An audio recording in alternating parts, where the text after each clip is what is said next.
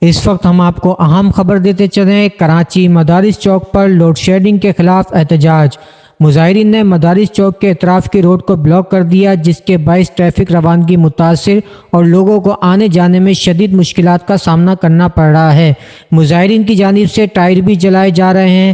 اطراف کے علاقوں میں بجلی کی کئی گھنٹے لوڈ شیڈنگ کی جا رہی ہے، جس کے باعث احتجاج ہو رہا ہے اور مظاہرین کی جانب سے کے الیکٹرک کے خلاف نعرے بازی بھی جاری ہے۔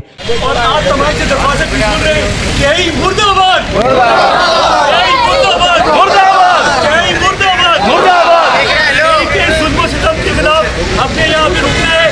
اور مظاہرین کا کہنا ہے 12 گھنٹے کی لوڈ شیڈنگ کی جا رہی ہے، بجلی ہوتی نہیں ہے اور بھاری بل ہر مہینے بھیج دیے جاتے ہیں۔ ہم اپنے گھروں کا کرایہ دیں، بچوں کی تعلیم کا خرچہ اٹھائیں، راشن کا پورا کریں یا ہر مہینے یہ بھاری بھرکم بل ادا کریں۔ ہم پرامن احتجاج کر رہے تھے، پولیس نے ہم پر ہوائی فائرنگ کی اور لاٹھی چارج کیا۔ وقار لائق، عبرت نیوز، کراچی۔